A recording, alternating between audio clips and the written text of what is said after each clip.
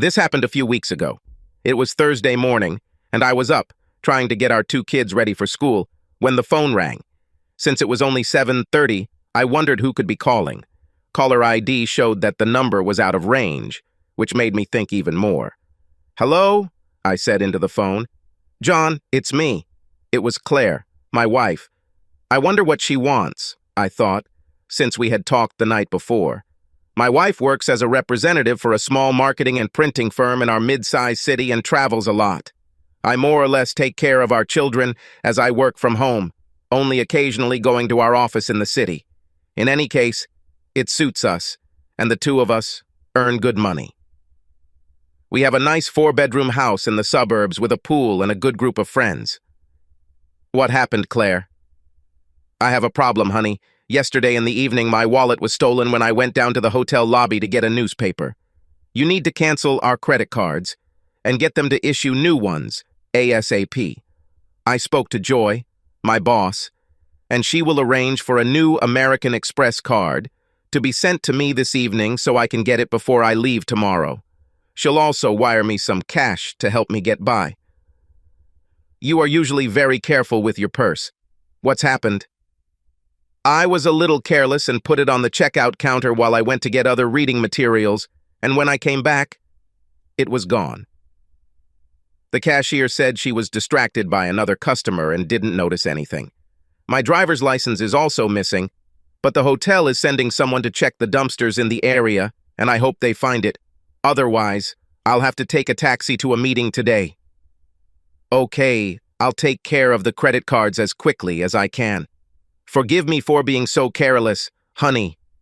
Hopefully it won't cost us more than the $200 or so that I had in my wallet. The rest of the cards I had could be replaced over time.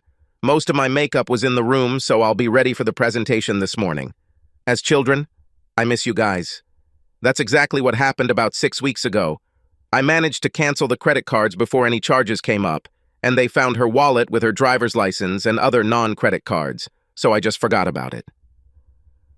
Our life went on. Today I'm looking at my wife's Fidelity account statement. She keeps a separate investment account because that's where she put her inheritance after her parents died in a car accident several years ago. I try to respect her privacy regarding this account, but I was looking for our home insurance policy and came across a folder with monthly statements for her account. I knew that after her parents died, the inheritance was about $350,000, and I was wondering what the bill was now. I was glad that it was now over $400,000. While looking at her statement, I noticed that about 6 weeks ago, $3,000 was withdrawn from her account, and I wondered what she spent the money on. My curiosity piqued. I dug into the details of her bank account and discovered that she had written a check for that amount to a jewelry store in the town where she had lost her purse, a couple of days after she had been there. What did she buy at the jewelry store? I wondered. She didn't buy anything for herself, and I didn't hear her mention buying jewelry for anyone else. She has a brother, but I didn't think he deserved a $3,000 gift. After a few minutes of thought, I went to the computer, found the website of the jewelry store, and wrote down the phone number. I picked up the phone and dialed the store number. A woman answered the phone, named the store, and then asked how she could help me. I identified myself and the deal I was interested in, then explained that we were having problems with the purchase and wanted to know if it had a store warranty. She spent a minute searching on her computer and asked me, "Apparently, you have a problem with the rings." Rings? I asked myself. What rings did she buy? I was happy when the girl on the phone suddenly spoke again. "Oh, I remember this purchase. The lady was very upset when she came and told us that her wedding and engagement rings had been stolen and she wanted to replace them. It took us a long time to find 2 rings that would suit her. She used the company credit card as collateral and, a few days later, sent us a check." Are you saying there are problems with them? We provide a 90-day guarantee on them. Is the diamond in its setting loose? Did she replace the engagement and wedding rings? I was puzzled. She never talked about losing them, only that her purse was stolen. I should have thought about this more. "Listen," I told the girl. "I need to talk to my wife about this and call you back." I'll call you back later. Okay, goodbye. She looked puzzled, but not as puzzled as I was. Obviously, the rings must have been in her purse when it was stolen.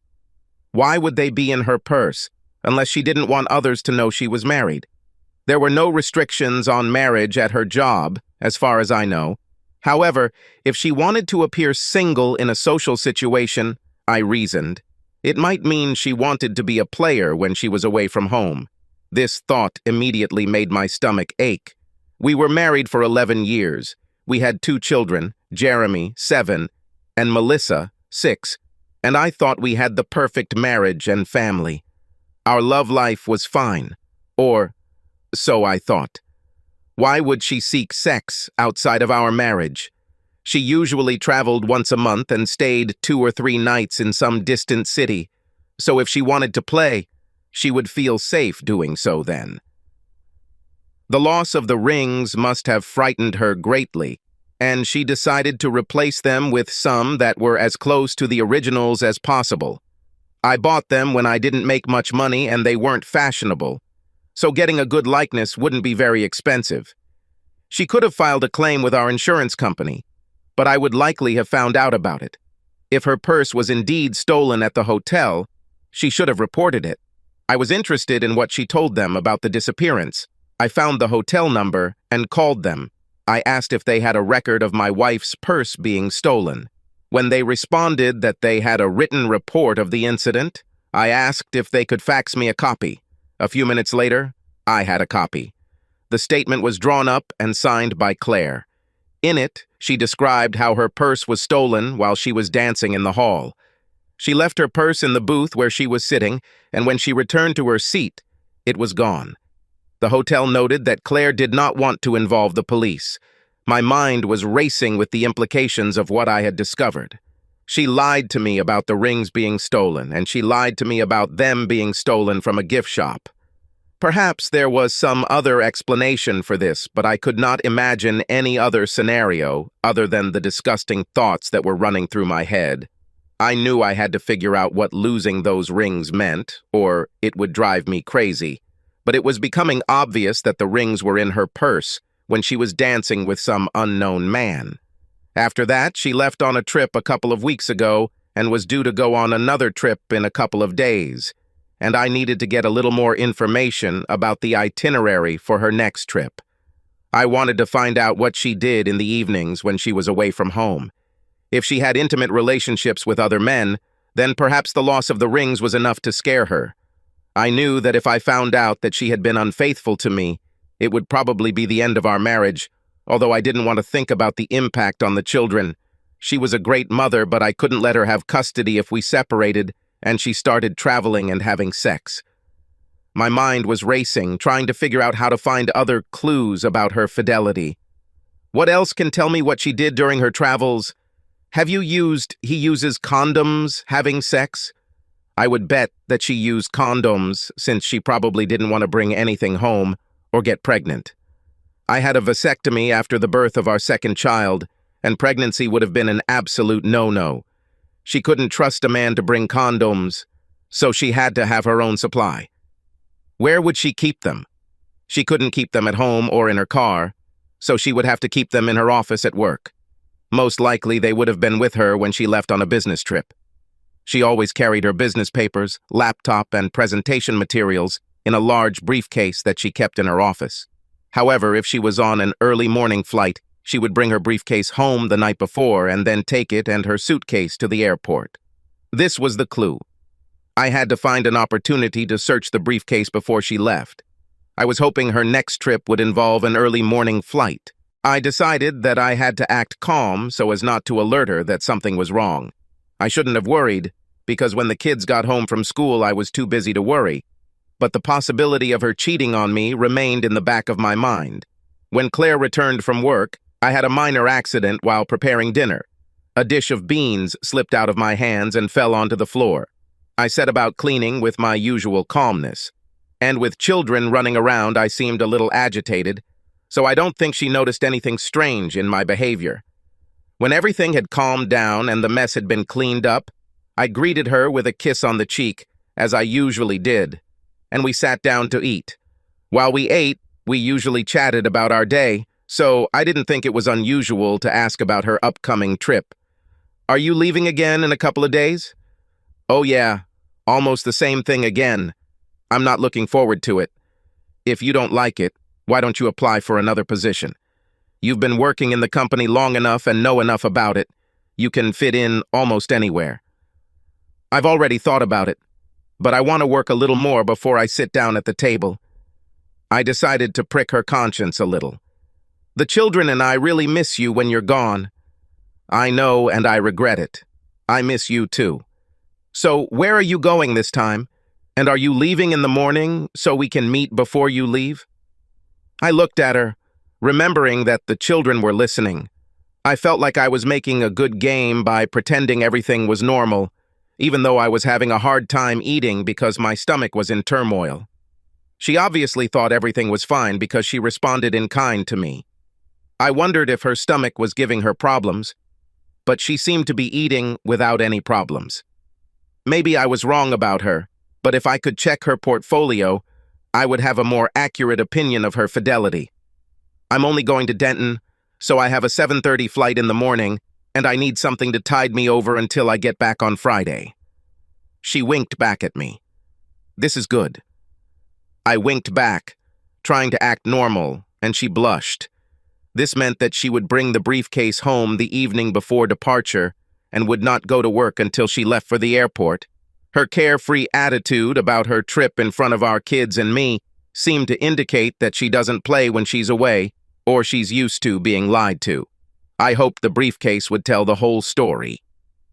The evening before leaving, Claire returned home in a good mood and, as usual, parked her car next to mine in the garage. She seemed excited about something, and I wondered if she was looking forward to sex with me or someone else. She didn't take her briefcase with her, so I assumed it was in her car. I was working on getting dinner ready, and when we sat down to eat, she asked me if I would pick up her bag from the garage when we finished eating. Of course, do you have everything you need? Oh, yes. It's a normal trip. I have my briefcase in the car ready to go, and I'll just pack my bag with the usual stuff I need for a couple of nights. Do you have any plans for the time I'm gone? No. The children and I will just go about our business as usual during the week. Maybe we could do something together as a family over the weekend. Sounds good. I'll be looking forward to it. After dinner, she helped me clear the table and kitchen, then filled the dishwasher.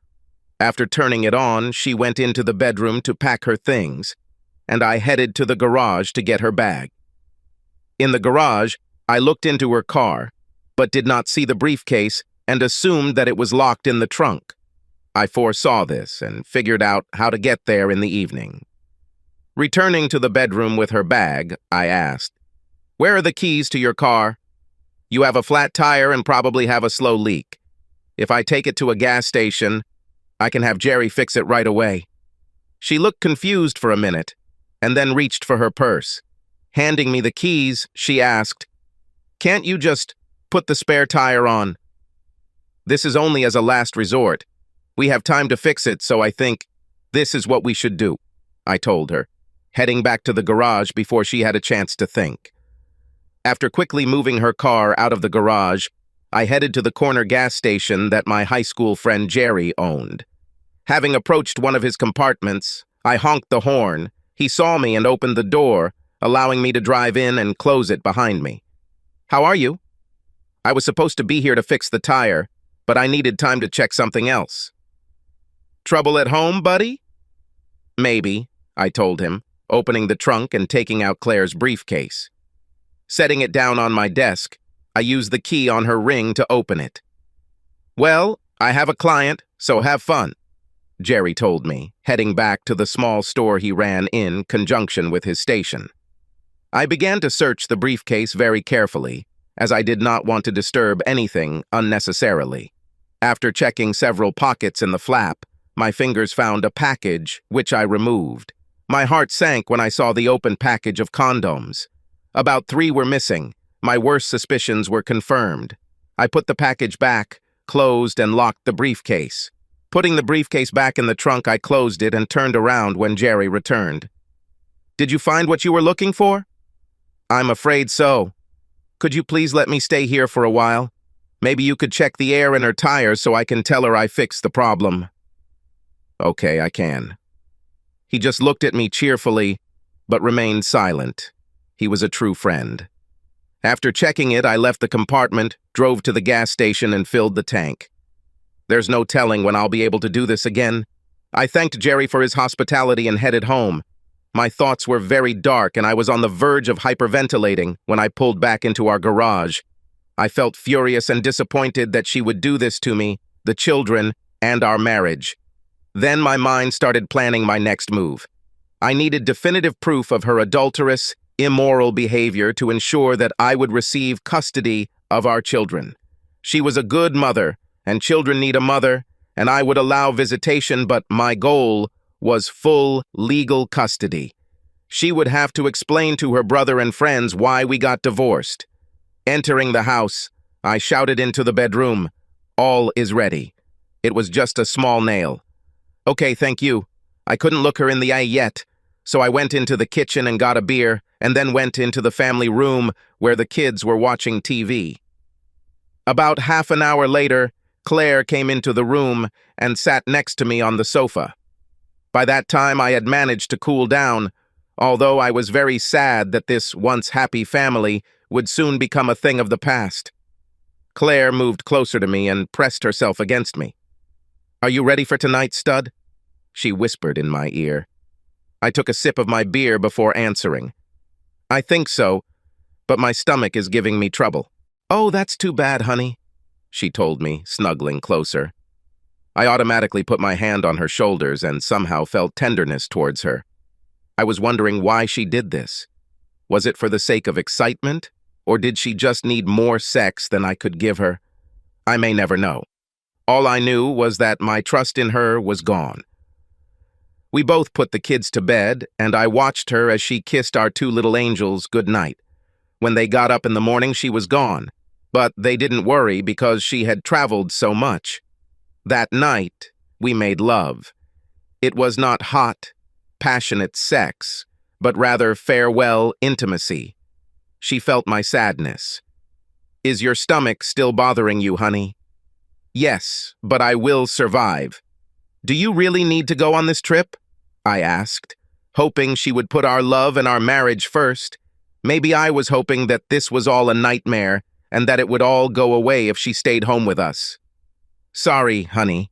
This is a must, and I will try to get out and return home as soon as possible. I'm really looking forward to this weekend with you guys."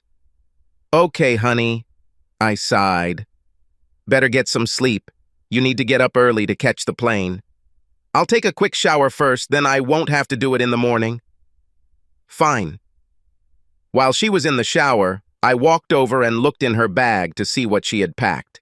Most of the clothes on top were business clothes, but underneath I found a stash of the sexiest lingerie and a little black cocktail dress that I found so sexy. Looks like she was going to be a busy girl while she was away. Carefully rearranging the bag the way I found it, I fastened the lid and went to bed. I didn't sleep very well that night, and when I heard Claire get up around 5 in the morning, I didn't get out of bed to say goodbye like I usually did. I knew I felt tired and sad at the same time, and I knew that the anger would start to build later. "Still not feeling well, honey?" she asked, kissing me goodbye on the cheek as I lay next to her. After I heard the garage door close and she drove away, I got up and went to the shower. I had a busy day ahead of me. After getting the kids ready for school and eating breakfast, I pulled out the phone book and scoured the yellow pages for a private detective, especially one with branches all over the country. I called a few of them and found one that had a branch in Denton, where Claire was going, and made an appointment with them that same morning. I then found a divorce lawyer that a friend of mine had used in the past and highly praised. I called and made an appointment with him in the afternoon. When I went to the private investigator's office, I arranged for Claire to be observed in the evenings when she went out, and for them to receive photographs and a report of her activities after her cases were finished for the day. I brought a photo of Claire and her route with me so they could easily find and identify her. They said they would email the information to the Denton office and provide me with a report by Monday morning. I told them everything would be fine and paid a large deposit for their services. They warned me that they probably wouldn't be able to get photos of them having sex, but they would try to provide as many incriminating photos as possible. I told them that would be fine with me. The afternoon meeting with the lawyer went as I had hoped. He told me that we are in a no-fault state as far as the divorce is concerned. But since I am the primary caregiver for our children, I will most likely be awarded custody. But I will have to accept that Claire will be given generous visitation time. We would split the property 50-50, but no alimony, since our incomes were approximately equal. If I got custody, Claire would have to pay child support.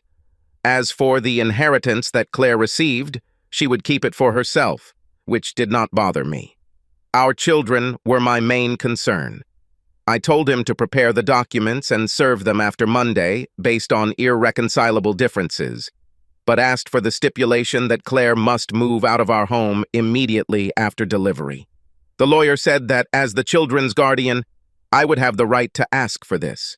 When the children turn 18, the house will be sold, and we will split the sale price. I left the lawyer's office feeling satisfied that life would go on for me and the children, and that Claire would receive the punishment she deserved for her infidelity. I didn't immediately do anything about our finances, insurance, or will. Felt there would be time after she was served. With her inheritance, I didn't think she would have to worry about her share of our savings. It was almost time for the kids to go to school, and I headed home so I could be with them when the bus stopped. When she returned on Friday afternoon, I offered to do her laundry, but she thanked me and said she would do it later. I just chuckled to myself, thinking what a scoundrel I was for teasing her like that. I knew why she wanted to do her own laundry. The smell of sex on him could give her away, and she had to hide her extramarital affairs at all costs. That night we had sex again, although my heart wasn't in it. When we finished, she seemed to sense some reticence on my part. "Is your stomach still bothering you, honey? Maybe you should see a doctor. This has been going on for too long." I thought I was being a little kind when I responded. "I'm going to try a new medicine that a friend told me about, and it should solve my stomach problems." "Well, I hope so." "I want you to get back to work as soon as possible," she told me, cuddling up to me to sleep. God, how I will miss her. On Monday, after the kids went to school and Claire left for work, the private investigator's office called me and said they had a report ready for me. I said that I would come right away, and half an hour later I was sitting with the office manager. He told me that the report had been faxed that morning from Denton and that several photographs had also been sent. He said he didn't have time to read it all, but what he realized after skimming through it and looking at the photos seemed terrible to him. I took a copy of the report from him and began to read. Subject: Claire Barton. I recorded a sighting of this woman at 5:17 p.m.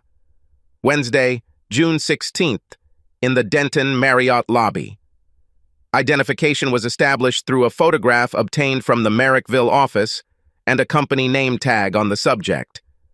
The subject was carrying a briefcase and entered the elevator. My assistant went up in the elevator with her and confirmed that she entered her room, 414, at 5:23. The subject was alone.